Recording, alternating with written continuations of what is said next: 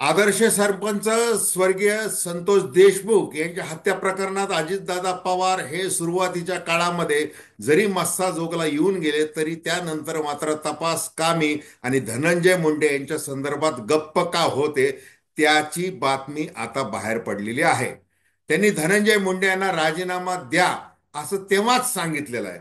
परंतु धनंजय मुंडे हे हट्टाला पेटले. आपण मुख्यमंत्री देवेंद्र फडणवीस यांच्या मंत्रिमंडळातले लाडके मंत्री आहोत आणि आपण कुठेही कशाही प्रकारे उपयोगाला येऊ शकतो असं त्यांनी ठसवण्याचा आत्तापर्यंत प्रयत्न केलेला आहे. आता परळी वैद्यनाथ जो 12 ज्योतिर्लिंगांपैकी चौथं महत्व असलेला महादेव आता मात्र धनंजय मुंडे यांच्यावर कोपलेला दिसतोय. सरकारी वकील म्हणून उज्ज्वल निकम यांची नेमणूक केली जात आहे. मुख्यमंत्री देवेंद्र फडणवीस यांच्या मनामध्ये धनंजय मुंडे यांच्या प्रति अतिशय स्नेहभाव होता आहे. परंतु नाईलाजाने आता त्यांना बाहेरचा रस्ता दाखवावा लागणार आहे. आणि आता धनंजय मुंडे यांच्यावर एक एक प्रकरण म्हणजे वाल्मिक कराड याने गोळा केलेली संपत्ती ही खरी वाल्मिक कराडचीच आहे का, हा एक प्रश्न आहे. त्याच्यानंतर खंडणी, खून, हप्ते हे सगळं जे गोळा केलं जात होतं ते नेमकं कुणाच्या नावावर केलं जात होतं ते आता उघड झालेलं आहे. अशा परिस्थितीमध्ये धनंजय मुंडे यांनी पीक विमा घोटाळ्यापासून तर हार्वेस्टर प्रकरणात शेतकऱ्यांकडून लुबाडलेली सगळी रक्कम ही आता राष्ट्रवादी काँग्रेसला बदनामीची गोष्ट ठरलेली आहे. त्यामुळे अजितदादा पवार आपल्या पक्षाची इज्जत वाचवण्यासाठी धडपड करत आहेत आणि त्या धडपडीचा एक भाग म्हणून धनंजय मुंडे यांचा राजीनामा ते घेत आहेत. आणि इतकंच नव्हे तर ज्या वेळेला त्यांनी केंद्रीय गृहमंत्री अमित शहा यांची भेट घेतली त्याच वेळेला त्यांनी ते ठरवलेलं होतं. आणि तरी देखील धनंजय मुंडे का मंत्रिमंडळात या क्षणापर्यंत आहेत याविषयी आपण अतिशय थोडक्यामध्ये चर्चा करणार आहोत. नमस्कार, जय महाराष्ट्र. मी डॉक्टर अनिल फळे. माझी आपल्याला विनंती की चॅनल सबस्क्राईब करावं, सबस्क्राईबचं बटन दाबावं आणि आपली प्रतिक्रिया बिनधास्तपणे नोंदवावी. सर्वसामान्यांच्या दृष्टिकोनातून एक स्वतंत्र पत्रकारिता म्हणून आपण चर्चा करत असतो. हे बघा, काल आपण चर्चा केलेली आहे की वाल्मिक कराडची संपत्ती किती आहे, कुठं काय त्यांनी ठेवलेलं आहे वगैरे याचे सगळे तपशील हे समोर आलेले आहेत. आणि धनंजय मुंडे या त्या संपत्तीपासून आपला सहभाग नाही असं म्हणू शकत नाहीत. या पद्धतीने त्या सगळ्या भानगडी मी बाहेर काढेन असं मंजिली कराड यांनी म्हटलेलं आहे. आता धनंजय मुंडे हे पंतप्रधान नरेंद्र मोदी ज्या वेळेला तिथे आले होते काल मुंबईमध्ये आणि मग त्यांनी सगळ्यांना आमदारांना धडे दिले की साधं राहायचंय, लोकांमध्ये मिसळायचंय, पारदर्शकपणे काम करायचंय, हे जे सगळे सल्ले दिलेले आहेत आणि ते देत असताना त्यांनी एका आमदाराला मात्र प्रवेश नाकारला होता. त्या आमदाराचं नाव धनंजय मुंडे हे आहे. आता धनंजय मुंडे यांना यांनी काय काय उपद्व्याप केलेले आहेत, वाल्मिक कराड याच्याबरोबर जे केलेले उपद्व्याप आहेत ते त्याची यादी भली मोठी आहे. परंतु प्रत्यक्षात त्यांनी मंत्री म्हणून काय काय केलेलं आहे म्हणजे आता बघा, काल उच्च न्यायालयामध्ये एक याचिका दाखल झालेली आहे. त्याच्यामध्ये कृषी साहित्य खरेदी धोरण हे मुंडे यांनी कसं बदललं याच्याबद्दल आरोप झालेले आहेत. आणि म्हणजे जो कृषी पंप आहे त्या कृषी पंपासंदर्भात हे आरोप आहेत. बघा, 23 ऑक्टोबर 2023 रोजी तत्कालीन कृषी मंत्री धनंजय मुंडे यांनी डीबीटी योजना बंद केली आणि स्वतः कृषी साहित्य खरेदी करण्याचा निर्णय घेतला. यासाठी राज्य शासनाने 103.95 कोटी म्हणजे 104 कोटी रुपयांचा निधी देखील मंजूर केला होता.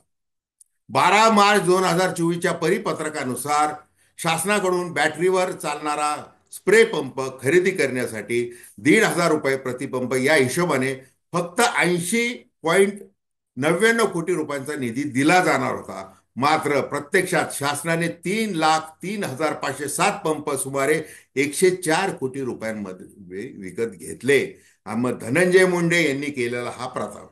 एक छोटं उदाहरण, दुसरा पीक विमा घोटाळा त्यांच्या काळात जो झाला, सुरेश धस यांनी सगळी ती जंत्री मांडलेली. त्यावेळेला तत्कालीन उपमुख्यमंत्री देवेंद्र फडणवीस यांनी धनंजय मुंडे यांना पत्र पाठवलं होतं की पीक विमा घोटाळ्यासंबंधी हे जे काही गैरव्यवहार झालेले आहेत याची चौकशी काळात करा. त्यावेळेला 3 अधिकाऱ्यांची देखील बदली करण्यात आली होती. तरी देखील धनंजय मुंडे हे काहीही शिकले नाही.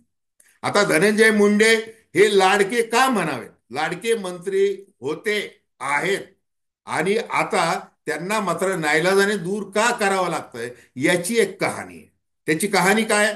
राष्ट्रीय स्वयंसेवक संघाने सर्व्हे केला होता की महायुतीमध्ये जे घटक पक्ष आहेत यांचे किती कोण नेमके आमदार निवडून येऊ शकतात. आणि पहिल्या 10 प्रतिष्ठित म्हणजे टॉप 10 लीडरमध्ये धनंजय मुंडे यांचं नाव आहे. आता धनंजय मुंडे 1,42,000 मतांनी जरूर निवडून आले. वाल्मिक कराडची सगळी ती करामत होती. परंतु धनंजय मुंडे निश्चित निवडून येणार असं संघाने त्यावेळेला म्हटलेलं होतं. आणि त्यामुळं आपण लाडके आहोत.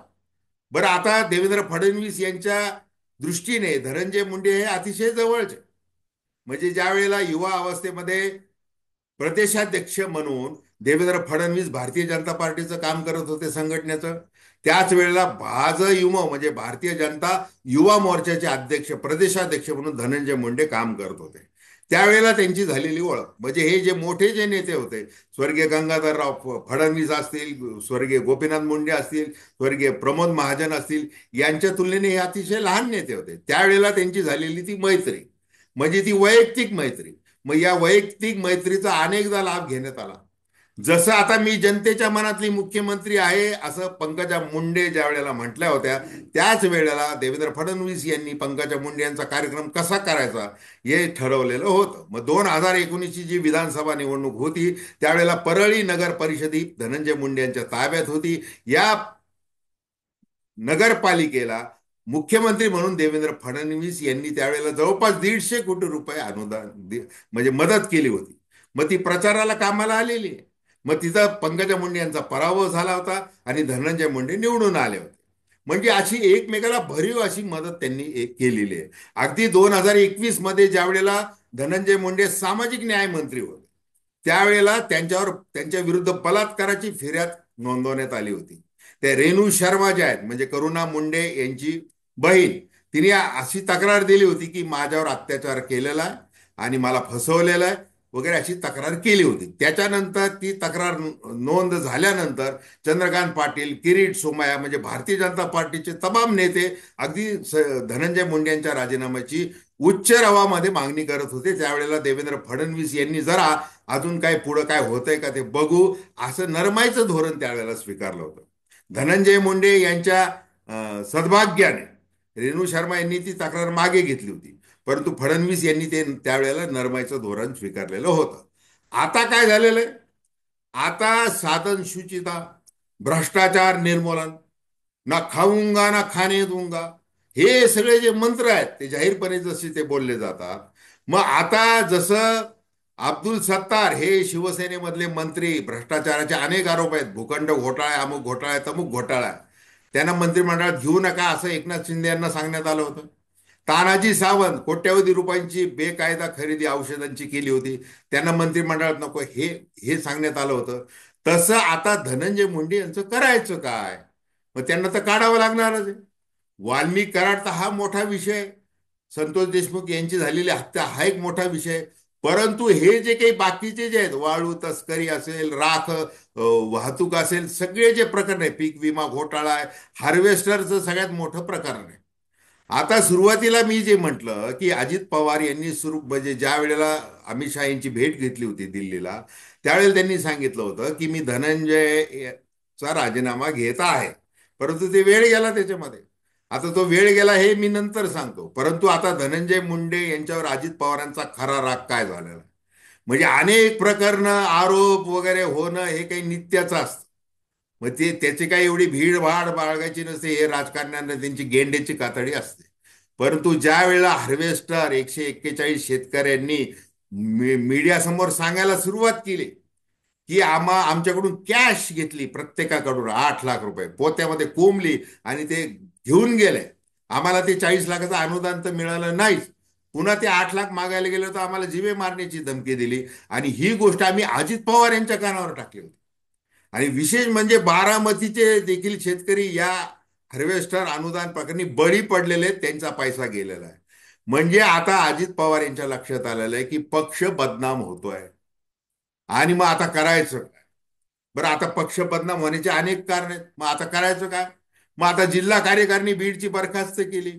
बरं, धनंजय मुंडे यांनी वाल्मिक कराडला मुख्यमंत्री लाडकी बहीण योजनेचं प्रमुख केलं होतं. म्हणजे ज्या वेळेला गुलाबी जॅकेट घालून ज्या वेळेला 200 कोटी रुपयाचा सल्ला घेतला नरेश अरोरा यांच्याकडून अजित पवार यांनी, की आता मग गुलाबी जॅकेट वापरलं पाहिजे, लाडकी बहीणचा प्रसार केला पाहिजे, दादा दादा म्हणून सगळीकडे कौतुक झालं पाहिजे. मग त्या काळामध्ये नेमके वाल्मिक कराड हे परळीचे काय लाडकी बहीण योजनेचे प्रमुख होते. मग त्यांच्या निगराणी त्यांच्या ते इव्हेंट मॅनेजर मोठे. मग त्या मोठा इव्हेंट झाला, मग ते सगळं घडलेलं आहे. मग आता ते वाल्मिक कराडचा आता असा मकोका खाली आतमध्ये गेलेला आहे. मग असा माणूस, त्याच्यानंतर जवळपास 40 पदाधिकाऱ्यांची चौकशी झालेली. विष्णू चाटे तर आहेच तालुक्याचा अध्यक्ष. म्हणजे पक्षाला खूप मोठी किंमत धनंजय मुंडे यांच्यामुळं मोजावी लागलेली आहे. अशा परिस्थितीमध्ये आता किती काळ धनंजय मुंडे यांचे लाड करायचे, ते लाडके मंत्री असले तरी मग ते आपल्यापेक्षा जास्त मताने निवडून आलेले आहेत. बारामतीमध्ये जे पडलेले मत आहेत अजितदादा पवार यांना 1 लाखाच्या वर, तर त्याच्यापेक्षा जास्त मतांनी धनंजय मुंडे निवडून आलेले. असं जरी असलं तरी आता मात्र धनंजय मुंडे यांना मंत्रिमंडळातून हाकललंच पाहिजे असा निर्धार अजित पवार यांनी करणं स्वाभाविक आहे. आणि त्यांनी तो केलेला आहे. मग आता इकडे परळीला ज्या वेळेला 3 दिवसापूर्वी परळीला हे आले आपले धनंजय मुंडे. ते आले कारण मंत्री परिषद बैठक असेल किंवा मोदींची बैठक असेल, तिथं त्यांना येऊ नका असं सांगितलेलं आहे. मग आता कोणत्या तोंडाने तिथं थांबायचं आहे? पुन्हा हे मीडियाचे बूम आपल्या मागे लागतील. काय करायचंय? लपून कशाला बसायचंय?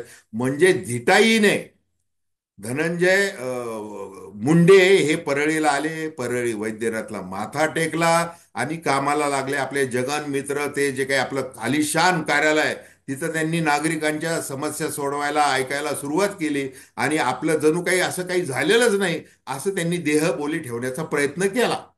आणि दुसरीकडे काय घडत होतं? वाल्मिक कराडच्या समर्थनार्थ गर्दी आंदोलनं वाढत चालले, परिस्थिती चिघळत चालली. मग ती परिस्थिती चिघळावी म्हणून धनंजय मुंडे आले होते का? किती शमवायला आले होते हा प्रश्न आहे. मंजिली कराड यांना ज्या वेळेला विचारण्यात आलं की धनंजय मुंडेंनी आपली भेट घेतली का, त्यावेळेला त्यांनी नाही असं म्हटलेलं आहे. प्रत्यक्ष त्यांनी भेट घेतली असं देखील सांगितलं जातं. काय असेल ते असेल, पण वाल्मिकी कराडला एकट्याला गुंतून तुम्ही नामानिराळे राहू शकत नाही असा उघडपणे दम मंजिली कराड यांनी दिलेला आहे. काल आपण त्याच्याविषयी बोललेलो आहे. आता दुसरीकडे जे धनंजय मुंडे जितका काळ मंत्रिमंडळामध्ये राहतील तेवढं तपास कार्यामध्ये प्रभाव पडेल. एसआयटी मधले अधिकारी बदलावे लागले.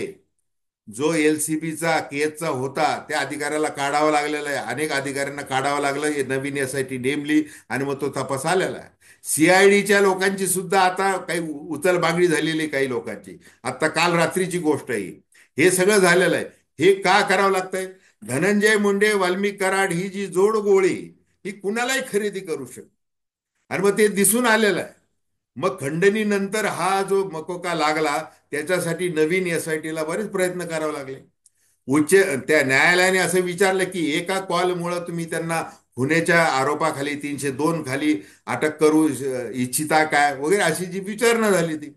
म्हणजे हे सगळं जे दाबादाबीचं जे प्रकरण आहे हे दाबलं जाऊ शकतं. आणि मग मुख्यमंत्री फडणवीस यांनी महाराष्ट्रातल्या जनतेला जो विश्वास दिलेला आहे की प्रत्येक मग तो कुणीही गुन्हेगार असो त्याला सोडलं जाणार नाही. मग आता सरकारी वकील उज्ज्वल निकम, आता उज्ज्वल निकम यांना सरकारी वकील म्हणून नेमावं अशी मागणी कुणी केली? सुरेश धस यांनी केली. आणि सुरेश धस यांची मागणी लगेच ताबडतोब उचलून त्यांच्या देखतच फडणवीस यांनी उज्ज्वल निकम यांना कॉल केला होता. आणि आता त्यांची भेटही झालेली आहे. आता त्यांची नेमणूक केली जाईल याचीच अधिक दाट शक्यता आहे.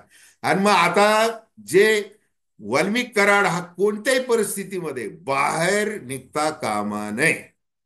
302चा गुन्हा दाखल झाला पाहिजे. मकोका खाली बाकीचं जे खंडणी अपहरण ते तर आहेच आहे.